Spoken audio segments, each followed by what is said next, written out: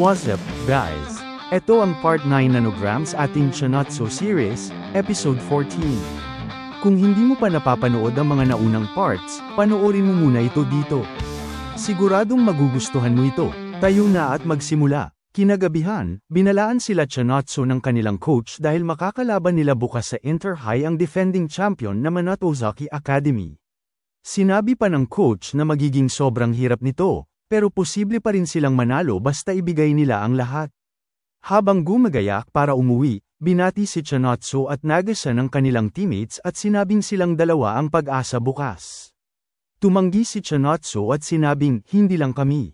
Alam ko, isa rin kayo sa susi. Lahat tayo, buong team, para manalo. Pero hindi sumang-ayon ang kakampi nila at sinabing, sila na ang bahala, kaya natameme na lang ang dalawa. Maya-maya, binanggit ni Nagasa kay Chanotso na last year na ito ng kanilang mga senior at aalis na sila sa team. Dahil dito, kay Chanotso na raw sisilali ang lahat para manatiling buhay ang team. Laking gulat ni Nagasa nung pagtingin niya kay Chanotso dahil bigla itong tumalungko. Dito niya na-realize na mas lalo niyang pinabigat ang pressure kay Chanotso dahil sa sinabi niya. Kaya't nilapitan niya ito at sinabing, Chanotso, huwag kang ma-pressure dahil hindi mo naman kailangang pasanin ang lahat. Pero sinabi ni Chanotso, hindi ko kaya, Dito na-realize ni Nagasa na mahirap ang kalagayan ni Chanotso dahil nagpaiwan ito sa buong pamilya niya, nakitira sa iba, para lang makaabot sa Inter-High. Dumagdag pa na kahit second year pa lang siya, sa kanya na umaasa ang buong team. Maya-maya, nagsalita si Chanotso at tinanong kung na-e-enjoy ni Nagasa ang basketball. Sumagot naman ito ng, oo naman. Sinabi rin ni Chanotso, ako rin.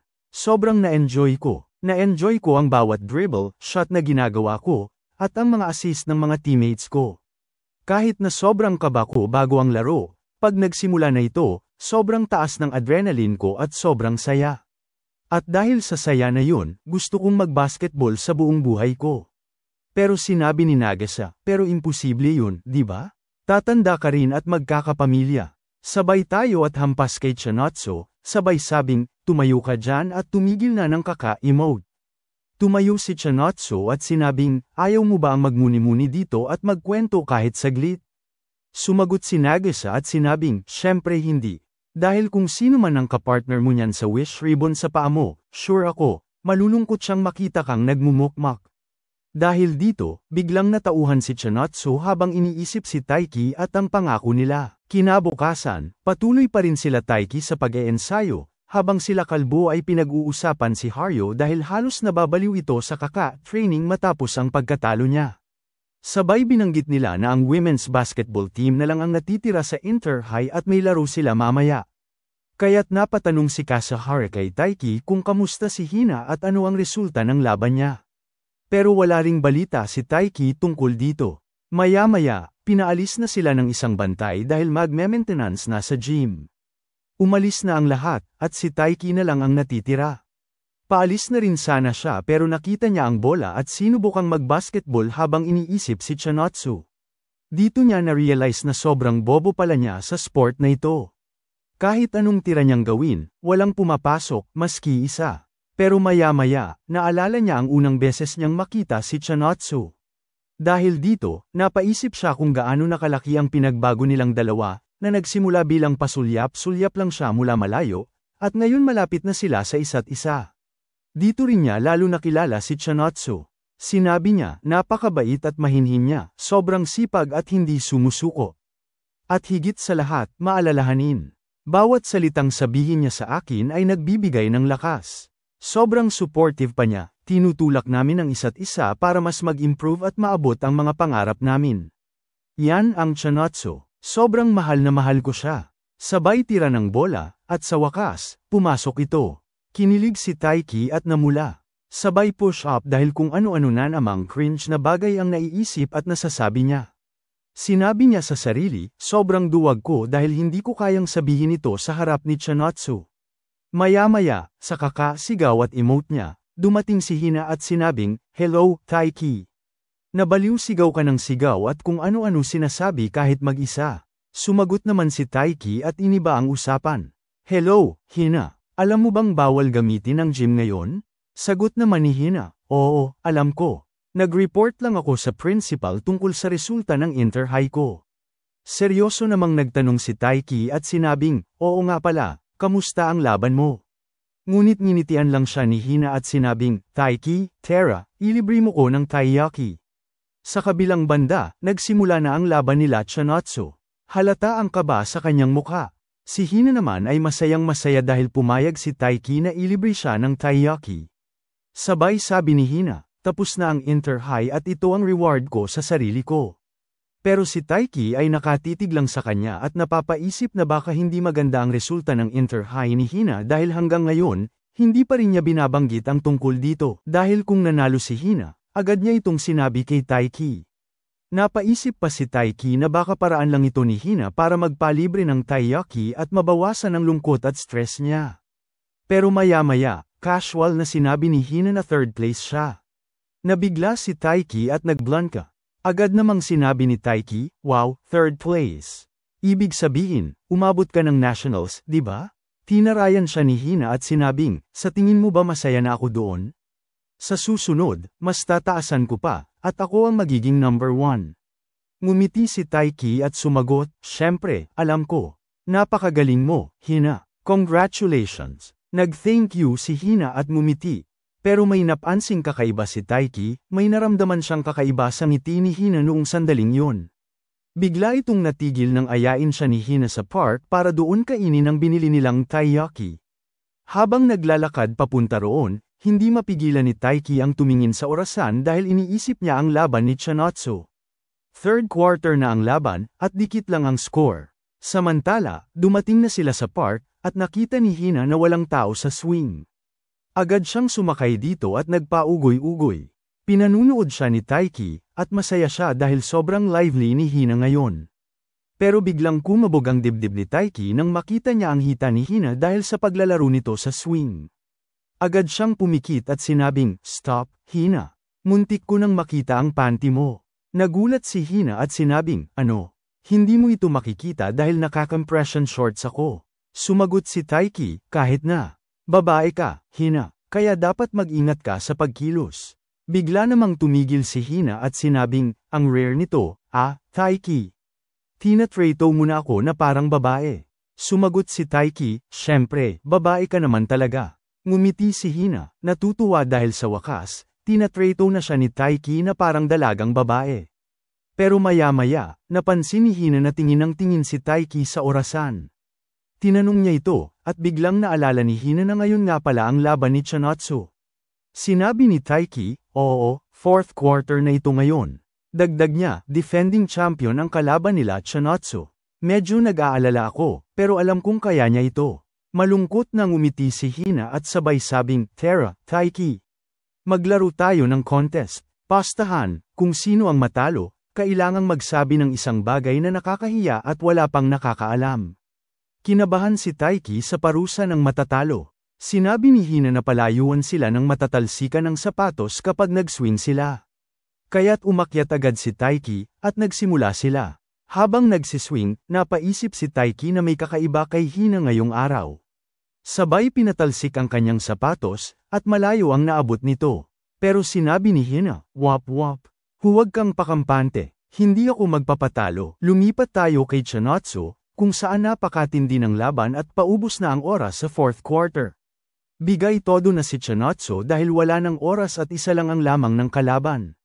3 segundo na lang ang natitira, at pinasa kay Chanotsu ang bola. Nakasalalay sa kanya ang laro, kay Chanotsu ang game-winning shot. Kapag pumasok ito, mananalo sila, pero kapag sumablay siya, talo na sila. Buong kumpiyansang tin-iron ni Chanotsu ang bola, pero sumablay ito, na nagdulot ng pagkatalo nila sa inter-high. Naiwang nakatulala si Chanotsu habang ang promise bracelet nila ni Taiki ay napigtas. Maya-maya, hindi na niya kinaya at bumuhos na ang kanyang luha habang sinisisi ang sarili sa pagkatalo. Sa kabilang banda, hinagis na ni Hina ang sapatos niya, pero nagulat si Taiki dahil sinadya ni Hina na magpatalo. Nagsalita si Hina at sinabing, mukhang ako ang kailangang umamin dahil natalo ako. Hindi ko pa ito nasasabi kahit kanino, pero sasabihin ko na ngayon, Taiki. In love ako. Natulala si Taiki at hindi alam ang nangyayari. Kaya't nagsalita muli si Hina, mahal kita, Taiki. Sumagot si Taiki habang kinakabahan, anong ibig mong sabihin, Hina? Romantically o bilang kaibigan? Matapang na sumagot si Hina, romantically. Mahal kita, Taiki. Gusto kita. Gusto kong maging tayo. Pero agad umakting si Hina bilang isang palabiro at masayahin para maiba ang energy ng pag-uusap nila. Sinabi niya, waaha, nagulat ka ba, Taiki? Ako din nagulat. Waaha, hindi ko rin inakala na ganito pala ang nararamdaman ko. Gulat ka, no? Pareho tayo. Waaha, si Taiki naman ay sobrang namumula at hindi maintindihan ang reaksyon sa mukha niya. Hindi niya in-expect ang pag-amin ni Hina, lalo na sa ganitong pagkakataon. Sinabi pa ni Taiki, kaya hindi ko rin alam ang magiging reaksyon ko kasi unang beses may umamin sa akin ng nararamdaman nila. Natulala si Hina, sabay ngiti, at sinabing, alam kong iba ang gusto mo, Taiki. Alam kong gusto mo si Chanatsu, hindi ako. Kaya hindi mo kailangang agad sumagot sa sinabi ko ngayon. At saka naisip ko, kapag hindi ko sinabi sa iyo ang nararamdaman ko, walang magbabago sa atin, at walang mangyayari. Kaya simula ngayon, huwag mo na akong tratuhin bilang kaibigan. Tratuhin mo ako bilang isang babaeng in love sa'yo. Natulala si Taiki at nabigla sa mga sinasabi ni Hina. Pero maya-maya, tumakbo si Hina at sinabing uuwi na siya. Sa susunod na magkita sila ni Taiki, ilibre ulit siya. Pero sa likod ng masayahin at palabirong personalidad na pinapakita niya kay Taiki, halata sa mata ni Hina na sobrang kinakabahan siya sa pag-amin niya. Samantalang si Taiki naman ay naiwan na speechless at natulala. Bumili si Taiki ng tubig para mabawasan ang kaba niya. Pero maski ang pag-inom ng tubig ay hindi niya magawa dahil sa matinding damdamin dulot ng pag-amin ni Hina sa kanya. Dito rin siya napatanong, simula kailan pa may gusto sa akin si Hina? Dito na-realize ni Taiki na kaya pala ganun ang inasta ni Hina sa kanya noong Fairyworks Festival.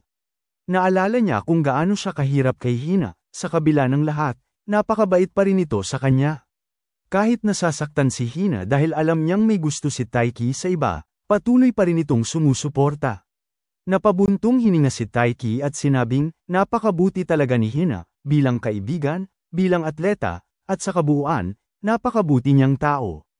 Napakadali niyang kausap, nagkakasundo kami, at sobrang mapagkakatiwalaan. Ganong klaseng tao ang nagkakagusto sa akin. Sa kagaya ko, ang swerte ko naman kung ganon. Biglang pumasok ang nanay ni Taiki at direng-diri sa kanya. Tumigil ka nga sa kakaganyan. Pagkakamalan kang baliw, sabi nito. Pumasok sila sa loob ng bahay, pero tulala pa rin si Taiki. Nagulat siya nang biglang binalita ng nanay niya na natalo ang team nila Chanatsu. Lalong bumigat ang dibdib ni Taiki dahil naghalo-halo ang emosyon sa utak at puso niya. Napaupo na lang si Taiki at sinabing, napakabigat ng dibdib ko. Sobrang nagigilty ako kahit wala naman akong ginawang masama. Paano na ako aasta? Ano ang sasabihin ko sa kanya kapag nagkita ulit kami? Kinabukasan, medyo gamaan ang pakiramdam ni Taiki dahil day off ni Hina. Sigurado siyang hindi niya alam kung paano haharapin ito kung magkasalubong sila. Pero maya-maya, nakita niya si Hina na nakatayo sa pintuan ng gym, tila nag-iipon ng lakas ng loob para pumasok. Paglingon ni Hina, nagkatinginan sila ni Taiki, isang awkward na sitwasyon na hindi nila inaasahan. Agad sumigaw si Hina, baliw ka ba? Ano tinitingin-tingin mo dyan? Sumagot naman si Taiki, syempre dyan ang daan, at nakaharang ka. Talagang titingnan kita, at hindi ba wala kayong pasok? Day off nyo, di ba? Sumagot si Hina, pumasok pa rin ako dahil may aayusin ako. Saka dapat nag-hi, ka man lang sa akin. Nagkapikunan na naman ang dalawa at nag-asaran. Pero biglang natahimik sila habang nakatitig sa isa't isa. Biglang nagsalita si Hina, ganyan na yan, Taiki. Pagpatuloy mo lang, kada makikita mo ako, kakabog ang dibdib mo. Napakamot sa batok si Taiki dahil sa sinabi ni Hina. Pero dinagdag pa ni Hina, pero kahit hindi kumabog, gusto ko lang lagi mong maalala na mahal kita, Taiki. In love ako sa'yo. Agad kumabog ang dibdib ni Taiki, at nahalata ito ni Hina sa mukha niya. Kaya't inasar siya ni Hina, sabay sabing, oh, di ba? Kumabog. Pilit tumanggi si Taiki, pero wala na siyang nagawa. Inasar pa siya lalo ni Hina, sabay sabi, ang pag-amin ko sa'yo ay parang charm. Tumatama na sa'yo. Habang papasok ang dalawa sa gym, nag-aasaran pa rin sila. Pero hindi nila alam, narinig ni Chinatsu ang lahat ng pinag-uusapan nila. Tumigil si Chinatsu at natulala sa narinig. Hindi niya alam kung ano ang kanyang mararamdaman sa nasaksihan. Halata ang lungkot sa ating mahal na Chinatsu. Ano kaya ang nararamdaman niya sa narinig niyang pag-amin ni Hina kay Taiki? At kayo, nagulat ba kayo sa biglaang pag-amin ni Hina? Dito na nagtatapos ang ating video. Huwag kalimutang mag-like kung isa kayo sa mga kinilig sa episode nating ito. I-comment ang salitang Hina para sa part 10, at syempre, mag-subscribe na rin para sa mga high-quality recaps kagaya nito. Kita-kits sa susunod, mga ka-recap.